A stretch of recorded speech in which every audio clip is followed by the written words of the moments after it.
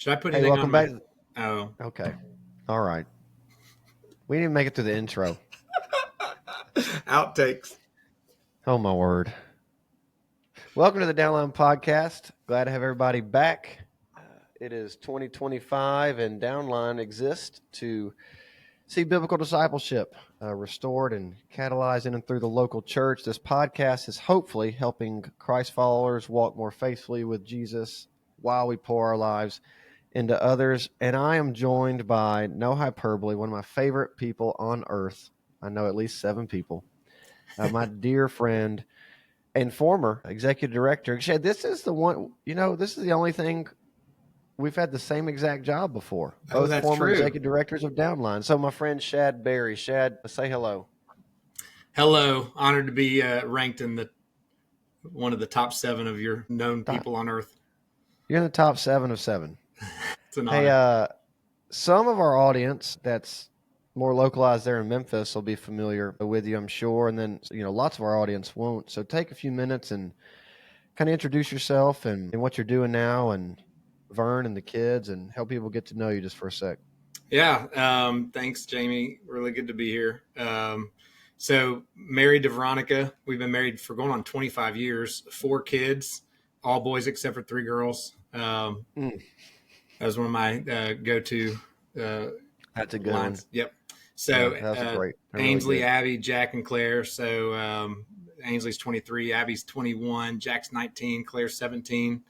And currently engaged in the work of really advising mid-market business owners, executives and owners, and helping them be transformed from the inside out as leaders, but also simultaneously build valuable businesses that hopefully have a multi-generational impact on the people that they serve and the employees, the people that they hire. And then the other part of my work since 2014 has been working alongside of my partner, Tim Holler, at Cardia Collective to create a practice management company for licensed professional counselors so they could build sustainable, profitable practices that help people heal so they can live with courage, hope, and freedom. So those are kind of my 2 occupational outlets that occupy the majority of my energy and time now. And then the other thing that occupies your energy and time is probably your hair, from what I can see. Well, it doesn't look this way just without a lot of effort and work and prayer and fasting. Those things, and probably not in that order. But yeah, thanks for noticing that. No problem. We're on video. Hey, Shad's been kind enough to give us 2 episodes, which I'm really excited. Kind of a part 1, part 2.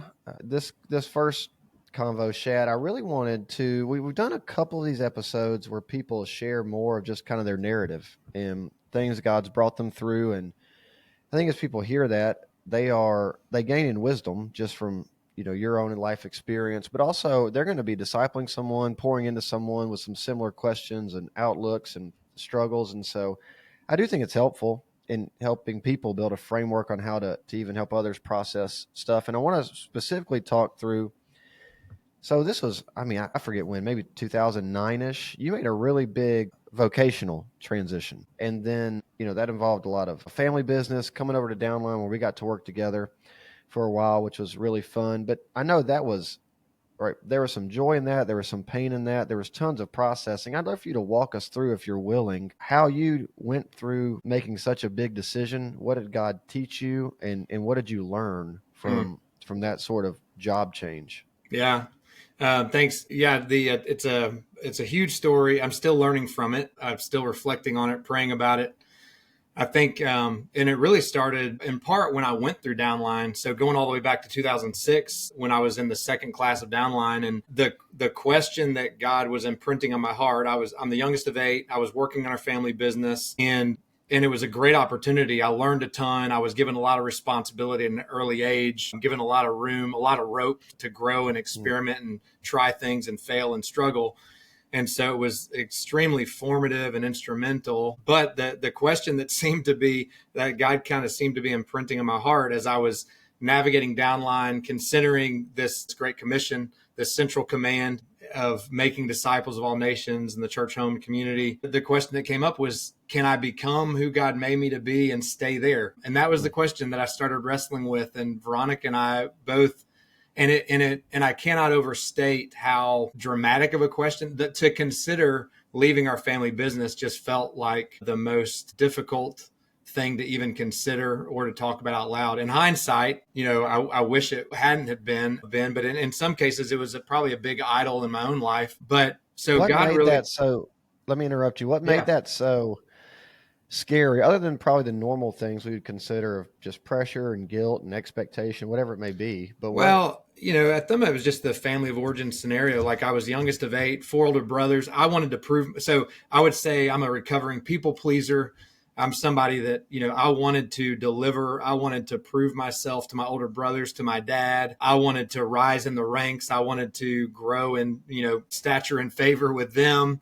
And so I think the deep part of the deep internal emotional dynamic was surrendering that and recognizing that decision was going to be, not only was I not going to rise up the ranks, but I was going to probably do something that was extremely disappointing to a lot of people. And in the grand scheme of things, it's a really small group of people, but in my world, it was the most important people. So, sure. So I'm sure I'm not the only one that's kind of faced something like that. So yeah, it began a wrestling or contending with God around what did that mean? What did it entail? And so it was really a 5 year, because it wasn't until 2011. So I went through Downline in 2006, started asking some of those questions, having some of those, and really didn't even tell the truth out loud about that to anybody other than Veronica for a while. And so it wasn't really until 2009 or so that started to take shape in the form of potentially joining the team at Downline. And I think, one of the revelations for me and that part of my journey was recognizing that I had all these things that I was depending on that helped me feel like I was mattering and belonging, like these things that I really leaned into and put more weight on than they were made to carry, of what was important in terms of, position and performance and possession and what all the meaning that I put into those things. And the gospel and Christ was one of those things, not the ultimate thing.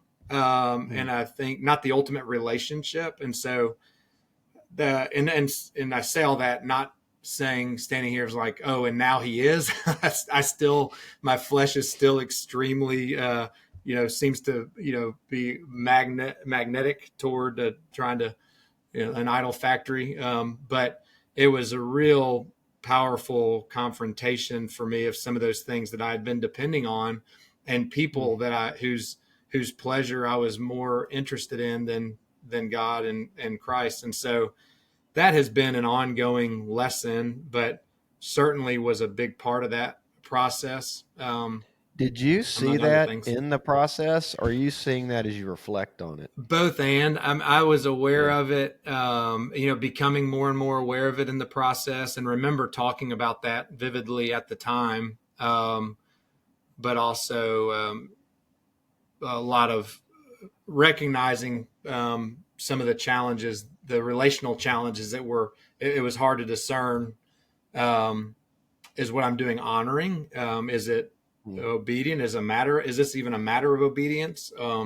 So yeah, it was, there's a lot to be unpacked, and I imagine I'll be unpacking. Hey, what was that original question that you wrestled with coming out of Downline? Is can I be, what did you say? Who God made me to be? Can I be who God made me to be? I think the recognition for me, and that's been a question that I continue to ask, and that's not a exclusively occupational question. I think you and I are going to talk about this in our second podcast of really what it means to be vocational. I would say I didn't make as much of a vocational shift, because vocation is the superseding call on our lives to represent the kingdom and the love of Christ to the world in all things, in all places, to all people. So that doesn't change from my view. Now, how I strategically express that whether that's Sure. through a for-profit, family, privately held business, or whether that's through a nonprofit organization.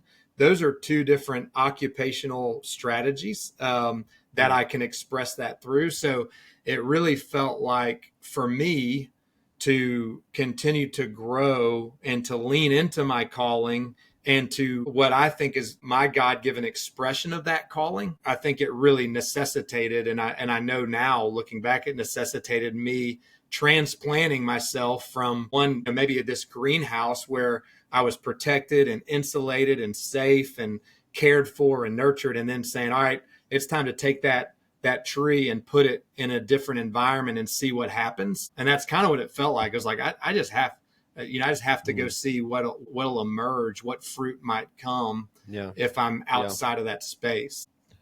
Well, no, I mean, I relate to that a little bit. Even recently, when we Yeah, came out here to the Austin area absolutely. to try our hand at church planting, which is a right. There's some similarity. Like even when you were at Downline, there's some organizational similarities to a for-profit business and a Mm-hmm. nonprofit organization. So some of that translates. But going from teaching pastor at a almost 2,000 person church and executive director of Downline in a place where you know so many people know you and you've already got your Mm-hmm. reputation and credibility and you're established and all, and then to try your hand at startup church planting in a place where you're still the new guy on the block everywhere you go. I feel some of that. It's a little bit disorienting at first, even though you really do want to see like what could happen via a Yep. change.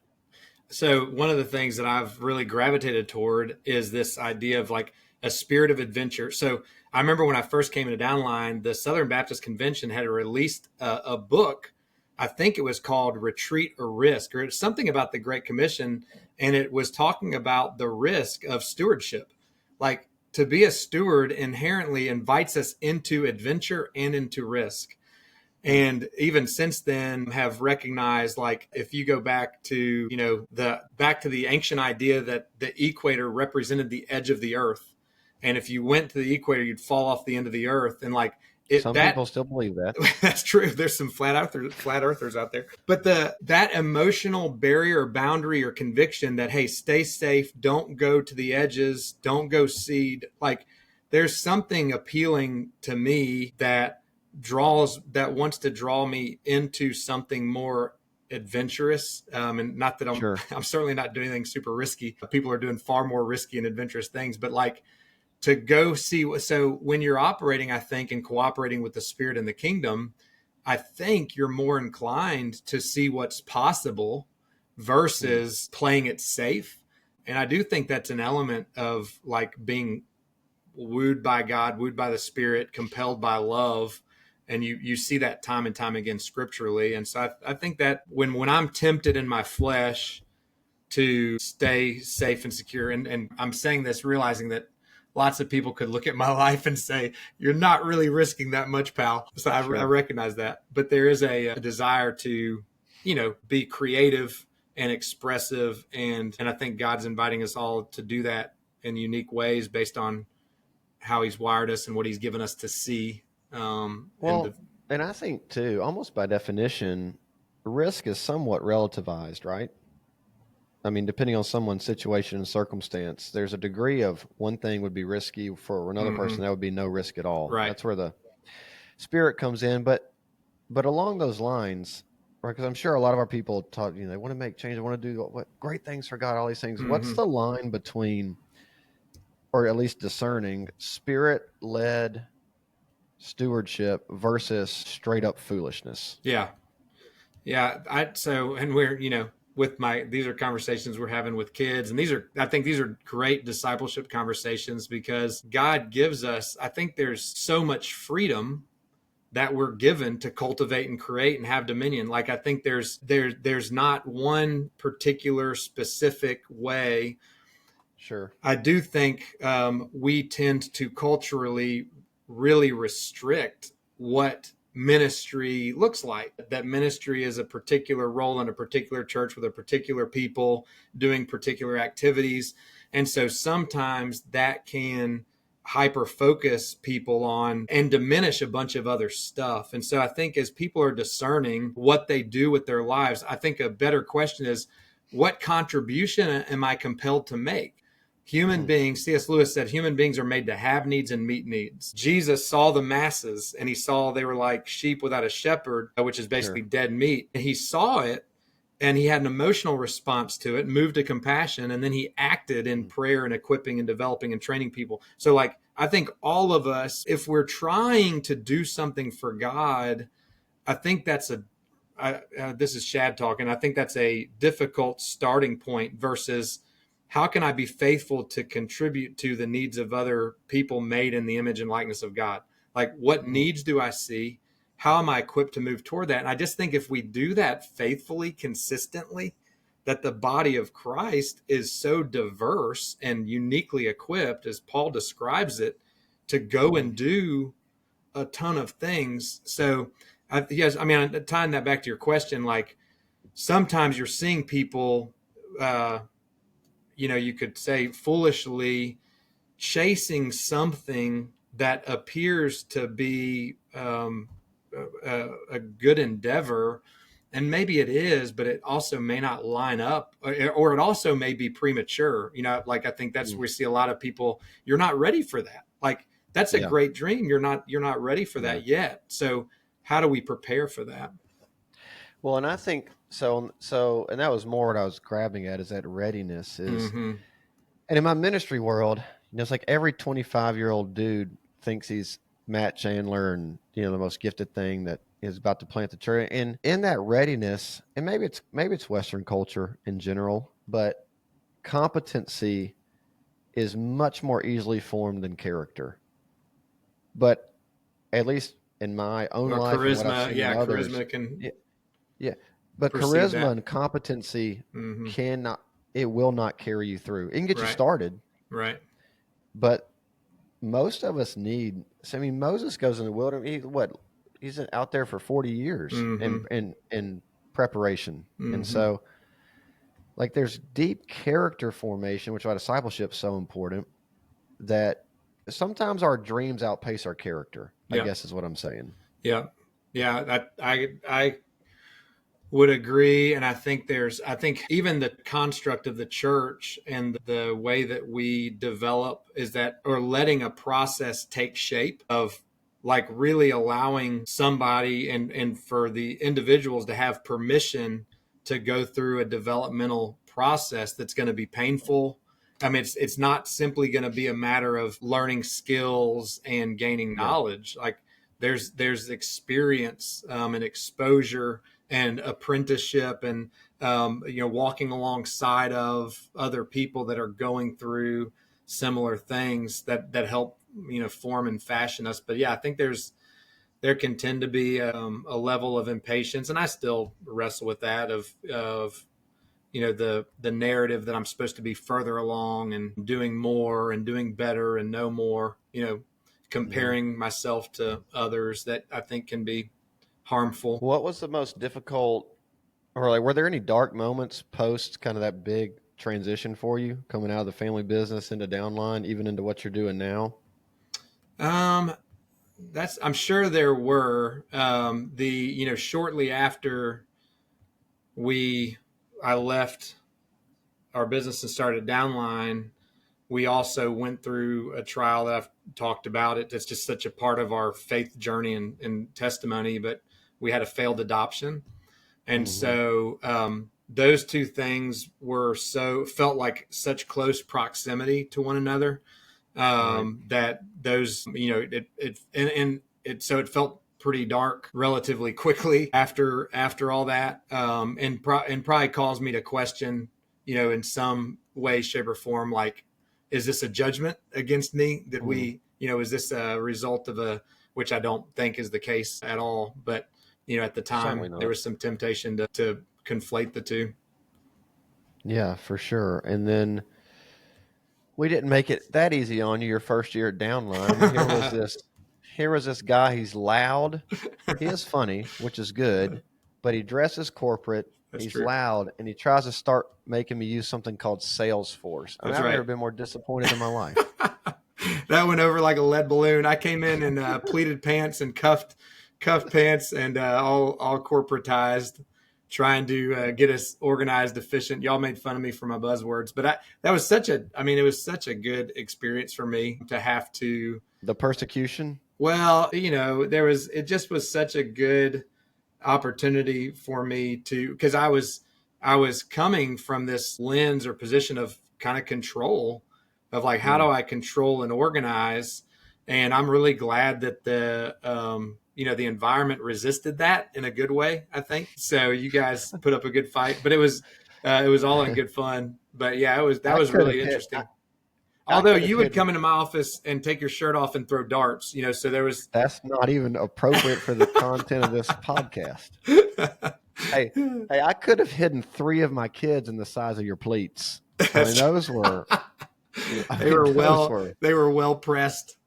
That was fun. Yeah, that was a lot of whiplash for me coming out of very intense sales, sales oriented competitive atmosphere. But it was a really good transition and a gracious place for me to go and begin a healing process. Like for me to experience compassion and care, relationship, support, a lot of grace that wasn't purely performance related, because that was so much of my narrative was you got to produce and perform in order to matter and belong. And learning to unravel myself and my identity from some of that was extremely powerful and necessary. Hey, just speeding up to just today, 2025, because I know you still meet with a lot of people, especially a lot of younger guys in their faith. What are common things you see popping up in people's lives or things that you get excited now about? And don't really bleed into our next episode yet. Yeah. So kind of shelve some of that, but kind of what are some common things that either you've become more passionate about or enjoy speaking into, or the common questions you're getting, especially from the next generation? Yeah, I think what I am more aware of and attentive to is how, as we're maturing, and this just may be a natural part of the maturation process. I mean, I'll tell a quick little metaphor. When I was growing up in our family business and in my environment where I was developed and started my formation, one of the parts of our culture was we wore suits and ties every day, and that was true in our church. So 6 days a week, I was wearing a starched shirt, going back to this uniform. And that was a significant part. And my dad would buy me jackets and shirts from the time I was like 14 or 15, and they were always too big. And he'd say, well, you'll grow into them. And I never did. So, I'm rolling into Downline with more suits than anybody I know, and none of them fit me. And so the metaphor there is like, when Paul tells Timothy to fulfill your ministry, in essence, and I remember when I got my first fitted jacket, my custom suit, and I was like, this is how these things are supposed to feel. And what I see a lot of is people trying on a bunch of other people's jackets because they looked up to Jamie, they looked up to Kenan, they looked up to Ronnie Stevens or others, and they're trying to model that. And I did the same thing. Learning, I think, to wear your jacket with comfort and confidence. And it ultimately is like learning to join the human race, like learning to be a clumsy, unclear, unsure, uncertain, insecure, but also highly capable, lots of possibility, lots of hope, like being able to wear those jackets. And so I think part of my approach in discipleship is today is not only trying to immerse somebody in the good news of the gospel and the truth, but also help people really embrace that their humanity is not a deficiency or a weakness or a bug. Like their flesh is, but the fact that they're human doesn't make them unacceptable or unlovable. And so there's some dynamic in that I feel like comes up often in conversations or just in development of conversations of when other people are thinking about I hear a lot of self-judgment, a lot of what I would call toxic shame, a lot of self-condemnation, where you're not walking in the freedom of the goodness of the gospel, the joy of our salvation, which didn't require us to become something less than human. We're always going to be wrestling and struggling in a good way. So I don't know. That's seems fairly consistent. I feel too in that there's a reality of inherent weakness that comes with being a human because of the Mm-hmm. fall, right? Mm-hmm. Like the image of God remains, but we are not what we were created to be. Yeah, and what we're going to But be. almost in that, and like we're going to be, but honestly, I feel like there's this supernaturally empowered courage that comes with embracing weakness Mm-hmm. because that breeds dependence. And then when you step out in dependence, you can do all types of these courageous things. Yeah, well, that's the quote that Ronnie. I grew up under Ronnie's preaching, and he would say, "If dependency is the goal, weakness is the advantage." And Yeah. I think I hope That I'm may getting have been more. Hey, that may have been an Adrian Rogers original. Oh, really? You think he was quoting Maybe. Adrian? Okay, I don't know. I didn't You're going to hear. get me in trouble.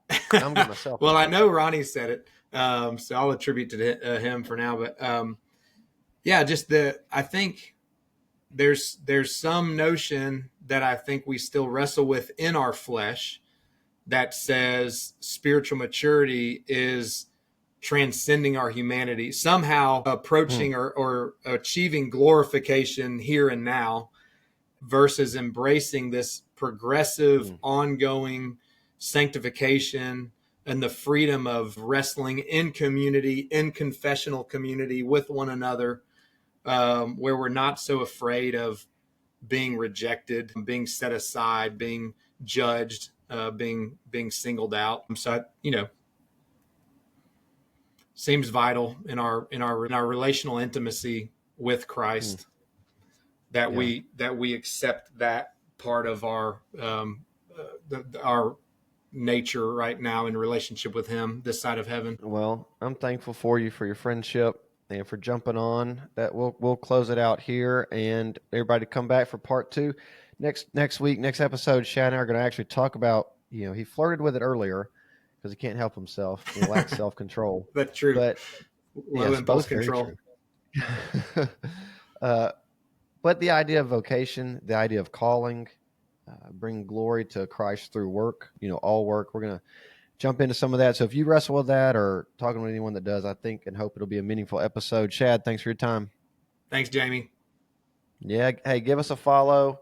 Give me 5 stars. If you feel like it makes you a liar, just repent later. It'll help us get the podcast out of there, and we'll see you next time.